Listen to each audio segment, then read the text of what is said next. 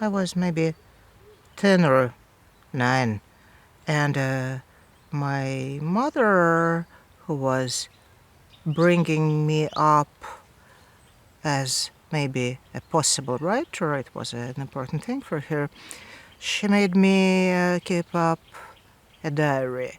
And there is a small, passage there about my father, who is suddenly asking me, what can I make of memory?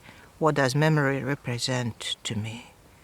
And of course I gave the most stupid answer possible, in the pompous, childish way. I told him seriously that memory is an ability to recollect things. And forever since, yeah, I remember, but at least I remember how it started. After all these years, I don't know more maybe, but the only thing I can say for sure is that memory is not an ability or a capability, it is not a skill, it is a country, it is a space to move through. Every single person is taking her own route, and sometimes the route might be quite misleading, because, well, after all, memory is something we produce more than inherit. So it could be passed by, it could be transferred, transmitted, but still the same memory on someone else's lips is becoming something different. So there is this huge aspect of fiction and a lot of personal traits that are kind of filtering or putting our memories, our stories under a different, putting them into a different color scheme, so to speak.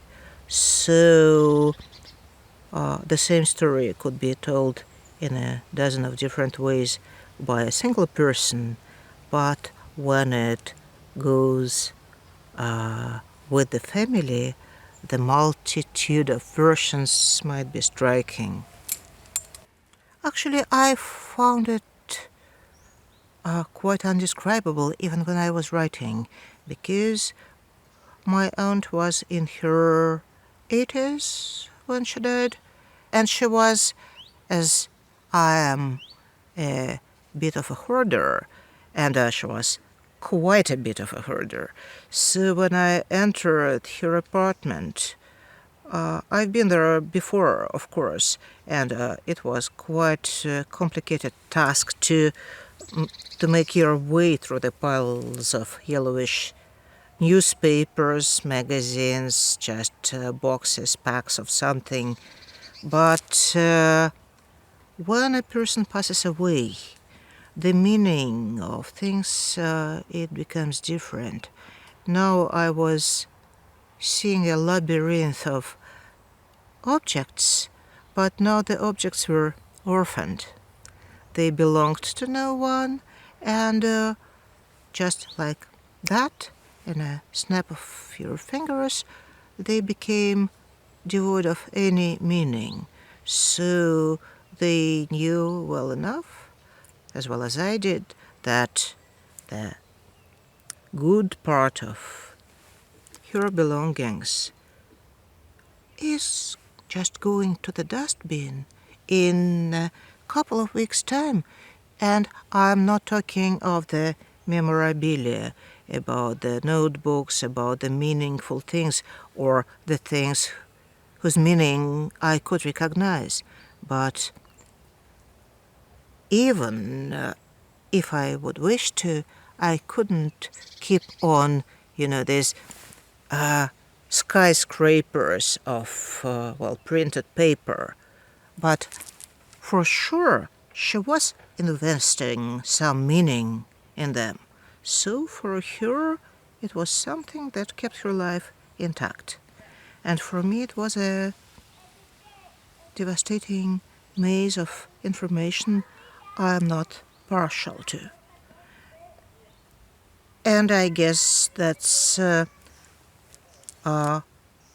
the point when the book started, or when it restarted itself. Actually, I've been writing this book for, writing or thinking about it, or trying to not to write it and to get away with it, since I was 10. So it is a long run. Sometimes I'm getting asked about the precise moment when I suddenly realized that I'm supposed to write a book about my family. And there was no such a moment. There was a continuity, and this continuity had something to do, again, with the way I was brought up, because my mother, and it happens this way with families. I think not only in Russia, the family is usually divided on those who are keeping silent and on those who are telling the stories. And I don't know why, but I think that the storytellers are mainly the women.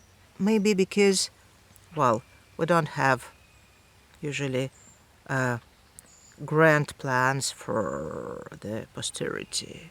But we are talking and we're exchanging, and maybe we are much more existing. It is easier for us maybe to exist in the present tense. We don't hesitate before talking right now, never lingering, for waiting for the time that is to come. And so my mother was endlessly telling me all the stories, and they were even more fascinating because it came as a treat when I was feeling unwell, or on Sundays, or on some holiday. She was taking out the things that were kept in the house for 70 or 80 years, all the beautiful objects of yesteryear, smallish gloves made of kid skin, and I was trying, to squeeze my 10-year-old hand into the gloves, but they were so tiny. Maybe they, shrinked, or maybe my grandmother was a Cinderella of sorts. I don't know, but I was regarding a completely different world that was quite unlike anything I used to know as a Soviet schoolgirl. I couldn't get there. I couldn't even make sense of certain things. There was a small package of visiting cards, very beautiful, intricate printing, and they belonged to my grandmother, who had a medical practice back before the revolution.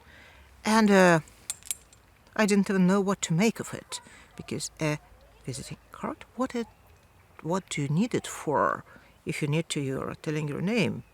The whole concept belongs to a different way of living, and I couldn't get there. It was too far back, and I didn't know anything about the possibilities of the other countries, and it was quite clear that I'm never going to get there, maybe once. And that was something that I realized well enough when I was 10. I'm never going to see Istanbul. I'm never going to see, Vienna. Maybe if I'm lucky, I would be able to go to some, country of the Warsaw Bloc just once in a lifetime. These old photographs were represented a different way of life I wanted to understand, and lots of stories that somehow it was exactly clear that I'm, supposed to be carrying them on. Maybe not exactly writing, but, there is these Russian dolls, the matryoshkas, one put in another, then in another. So there was my great-grandma,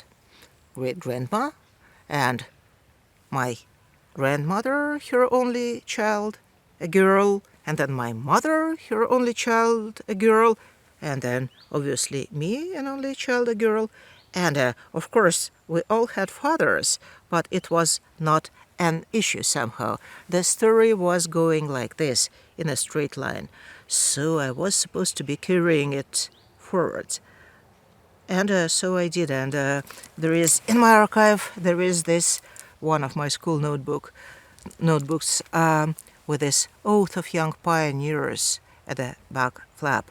I, the young pioneer of the Soviet Union, am promising to do this and that. I still remember the words. And I remember well enough that at some point I just sat down and started writing. And I covered maybe 4 or 5 pages, which is a lot for a kid. And then I stopped because I understood that I'm not prepared enough. And unprepared, I stayed in until I became, 40-something. I'm still trying to formulate it even for myself, because it was obviously quite different and still the same, because every, happy childhood is like all the others in some serious way, because things you're encountering are extra huge and paradise-like, and so you remember everything so vividly.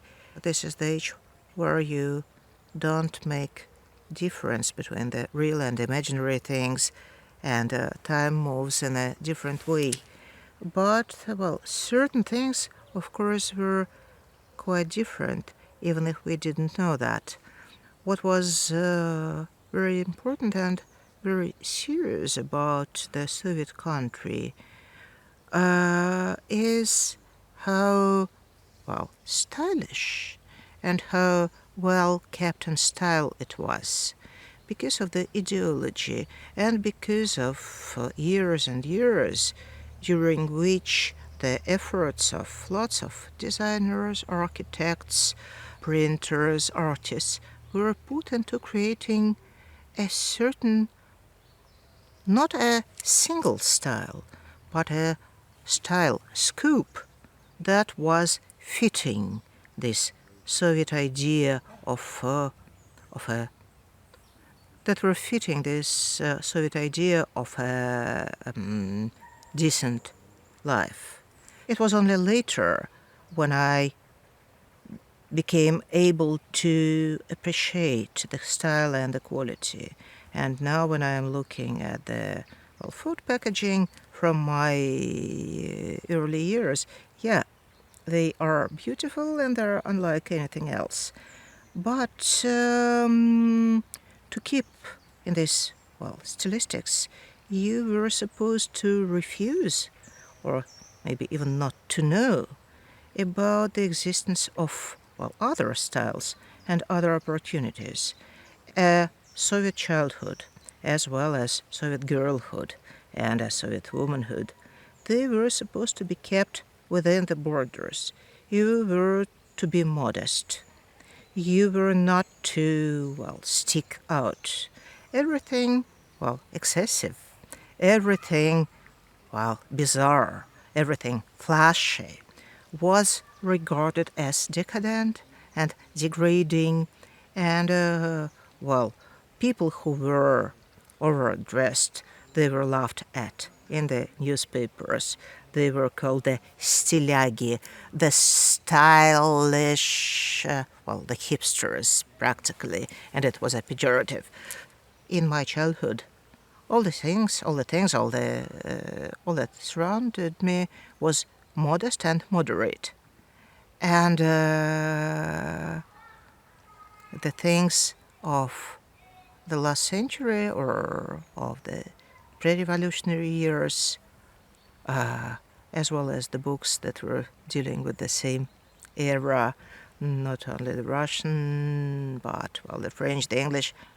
People had orgies, People were dressing up. They were wearing feathers and silver slippers and whatever else. And it was like, I couldn't get enough of it. And some things, some belongings of my family, and no one could think of what to do with it. But, the envelopes from the of the Belle Epoque with a beautiful Japanese paper insides, burning with color. I still remember it. And of course, the, again, modest and moderate Soviet envelopes for 3 kopecks each with a cosmonaut for a stamp. They didn't go along. So yeah, I was very much impressed. And for me, because I knew nothing of the present times, for me, all this richness, all this glory, all this decadence was something that belongs to the past. I'm really obsessed with the ethics of memory, with the idea of the dead that were full-blown human beings having rights, having property, having their own lives, and then losing everything, all their rights, all their belongings, all their ties maybe, just because of the simple fact that they are now dead and nothing belongs to you anymore, and you yourself are becoming someone's property. And that is what happened to my Aunt Galia's belongings, and I'm sure that if she were alive, she would never let me get rid of the newspapers. And that's the question, one of the questions that interest me a lot, the questions that have no correct answer, or maybe no answer at all. You are just supposed to live with it as a necessity or as an impossibility. You are just living with this question, sometimes, allowing it to eat you alive. When I was preparing to the writing process, before I even started, I had, a number of oaths I made to myself. I wanted to go to all the places where my relatives were living. And another thing that was quite important to me, I have a huge bulk of family correspondence, lasting from the end of the 19th century to the 1980s. I was thinking of maybe using some of the letters of the postcards in the book, but I didn't feel that I know how to do it. I didn't think about the moral aspect at the time. I just didn't know how to do it and how it would, fit into the space that I would create with my own writing voice. How not to make them seem alien or old-fashioned or just simply boring, At some point I decided that to understand them better and to kind of exchange our ways of speaking, like two surfaces that are covered with paint. They are, touching each other, exchanging the colors. So I decided that I'm going to type down into my computer all the letters I do have, including the ones I am not going to use, just to understand better how they were thinking. Because, thinking and writing style, they are pretty much the same. And it is such a physical process, so when you're even typing, not writing, it does something to your brain. So I typed down everything I had, and it included my father's letters that were written in the mid-60s when he was, 20-something.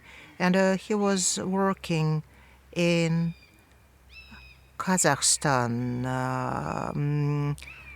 which was a part of the Soviet Union at the time, and they were building some, space object. So the steps, lots of adventures, shooting, drinking, thinking about the glorious future that awaits us, the communism, whatever. These are the beautiful letters, and there are they're written good, they're funny, and the person that is visible behind the lines is, I could fall in love with such a person, so full of hope, so witty, so much alive. And that's the problem.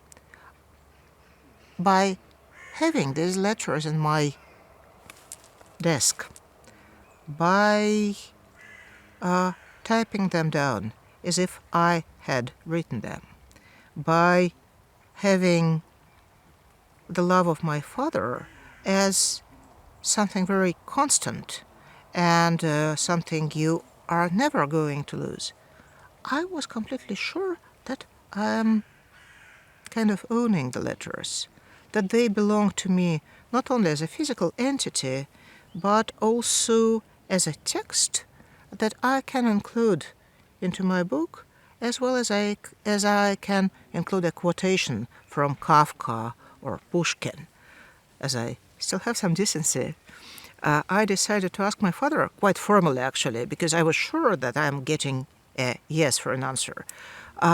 If I could include his letters, a couple of his letters, maybe more, into the book I am writing. He knew that I am writing it. And I, attached the letters and was expecting a yes in a couple of hours. And then he was silent for a day or so.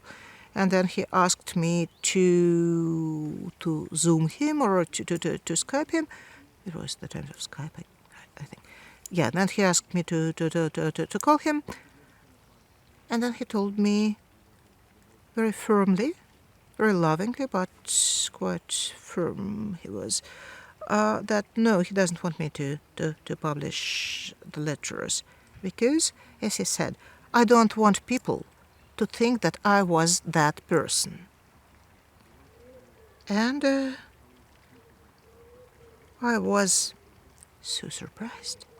I couldn't believe it, because in a way everything was here, already typed, already practically on the page. And then suddenly he says, no. Then I understood. Well, I still think that those were the beautiful letters. And they say much more about the times than about the personality, about the person of my father as he used to be then. But no, it makes no difference, because this feeling of ownership, it is so overwhelming. You're getting totally unconscious of the exact process that is going in your head. And that's why I think so much of the past as something that is rapidly turning into commodity, because it is so easy to use it. It is so easy to own, and it doesn't strike back. Or if it does, it happens after a while and in a form one is sometimes unable to recognize. But it is a tricky thing, owning the dead.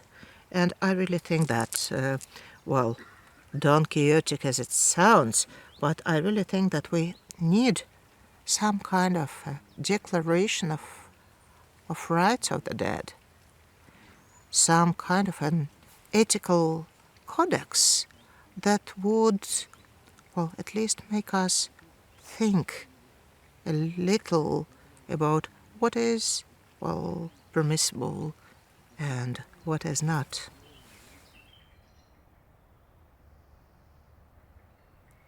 И тогда я предложила себе разделять 3 вида памяти. Память об утраченном, меланхолическая, безутешная, ведущая точный счет убыткам и потерям, знающая, что ничего не вернуть. Память о полученном, сытая, послеобеденная, довольная тем, что досталось.